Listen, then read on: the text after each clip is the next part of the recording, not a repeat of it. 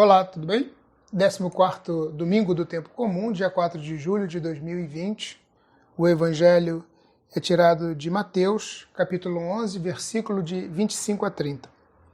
Antes de nós começarmos a nossa reflexão de hoje, eu queria fazer uma pequena fala sobre um tipo de exercício que Inácio de Loyola propõe nos seus exercícios espirituais, que chama repetição. É um exercício onde você, depois de ter rezado, de ter meditado, de ter olhado o movimento que o Espírito faz dentro de nós, nos dando consolação ou desolação, ele manda que a gente então repita. E é o que a gente vai fazer hoje. Esse texto do Evangelho de hoje, ele já apareceu em outros momentos, durante esse período que nós estamos vivendo, e nós já fizemos uma reflexão sobre ele no diaconiadapalavra.blogspot.com. Você pode procurar lá e dar uma lida, né? Então, só para a gente iluminar, o Padre Spencer, no livro Exercícios Espirituais de Santo Inácio de Loyola, de 1994, ele diz que a repetição consiste em uma retomada e um aprofundamento que permite que o fruto espiritual amadureça.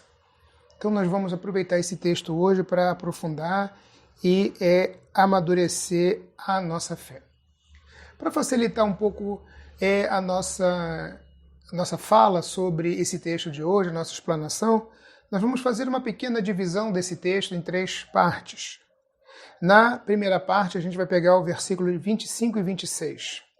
Nesses versículos, nós temos um dos jeitos de Jesus rezar, um dos jeitos de Jesus fazer a sua oração. Em nosso tempo, nós chamaríamos isso de uma oração de louvor. Jesus exalta o Pai por ter dado aos pequeninos o entendimento das coisas do reino dos céus e escondido isso aos sábios e entendidos. Deus se revela aos pequenos. Deus se mostra àqueles que precisam e que necessitam e que estão diante dele pelas suas necessidades também. Leonardo Boff tem uma frase muito interessante onde ele diz: todo ponto de vista é a vista de um ponto. E ainda dentro desse mesmo contexto ele continua dizendo assim: cada um lê com os olhos que tem e interpreta de onde os pés pisam. A gente olha a realidade do nosso contexto social, de onde nós estamos dentro da sociedade. E Jesus? Jesus está no meio dos pobres. Convive com os pobres, mora com os pobres, olha o mundo do jeito que os pobres olham. Só para que a gente tenha um exemplo prático nos dias de hoje, peguemos o Padre Júlio Lancelotti, em São Paulo. Ele olha o mundo com o olhar dos que moram nas ruas, dos sem-tetos, daqueles que são largados e esquecidos, e como diz o Papa Francisco, as sobras que estão por aí. E ilumina essa leitura que ele faz com a palavra de Deus. Padre Júlio olha a palavra, olha aqueles pobres esquecidos e junta as duas. Jesus não está no meio dos doutores, Jesus não está nas academias, Jesus não está nos bancos dos letrados fazendo teologias e teologias, sumas. Não. Jesus não mora no centro político e religioso. Jesus não mora em Jerusalém. Jesus não está ali onde poderia sofrer influências várias. Ele também não está no templo como rabino. Jesus até vai ao templo, mas não como rabino. Ele vai junto com os pobres, como os pobres vão. Em seguida, depois dessa oração que ele faz, Jesus fala dele e do Pai. Pai e Filho formam uma unidade. Um conhece o outro. E o Pai só pode ser revelado pelo Filho a quem o Filho quiser revelar o Pai. Pois o Filho convive com o Pai. O Filho sabe que o Pai quer. O Filho, então, vive essa experiência de comunicar a vontade do Pai. Logo depois, como Jesus vive nesse meio afastado, excluído, discriminado, vendo a realidade do povo, as leis impostas sobre eles, sejam leis civis ou sejam leis religiosas, percebe o peso de se viver isso. É obrigatoriedade, é preceitos. E Jesus não vai percebendo que o povo vai cansando. Ele então pode dizer assim: o meu fardo é leve, o meu jugo é suave. Lembramos que o jugo é aquele instrumento que é colocado nas costas do jumento, do boi, do cavalo, e que serve para carregar fardos, carregar cestos grandes, pesados. E aí Jesus olha e diz assim: quanto esse povo é sofrido com todas essas regras, com toda essa lei. Esse jugo pesa. Pesava e pesa ainda hoje. Jesus alerta então que os entendidos e sábios costumam criar leis pesadas, que o povo não consegue suportar. Por isso, são como ovelhas sem pastor. O pastor cuida, o pastor alimenta, o pastor dá de beber, o pastor faz com que elas tenham um local seguro para estarem.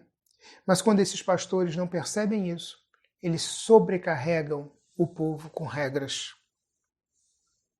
Ele se apresenta, então, como manso e humilde de coração.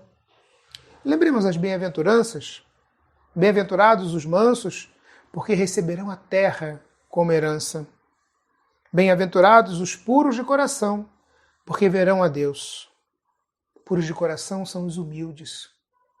Puros de coração são aqueles que olham para o interior de cada uma das pessoas, que sofrem com os que sofrem com aqueles que são perseguidos, com os que sofrem racismo, com os que sofrem violência pela opção sexual que fizeram na sua vida. As mulheres que são agredidas por seus companheiros ou violentadas sexualmente. Percebam, isso é olhar, isso é ter pureza de coração, isso é ser humilde, sofrer com os que sofrem, viver essa experiência.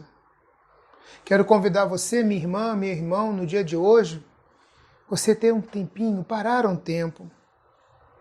Veja quais são as cargas pesadas que estão sobre os seus ombros. O que você é cobrado? O que você é pedido? Nesse momento, então, muito grande de pandemia, onde nós estamos passando por esse momento de quarentena para preservar não só a nossa vida, mas a vida daquelas pessoas que se encontram em vários lugares porque precisam estar para nos dar segurança, nos dar saúde. É por isso que nós estamos em quarentena, por causa delas. Por causa de nós também, mas por causa delas. Como podemos nos desfazer dos nossos fardos? Como é que você pode se livrar desse peso? Como é que nós podemos individualmente nos livrarmos deste jugo e livrar todos aqueles que sofrem também desse jugo, desse peso?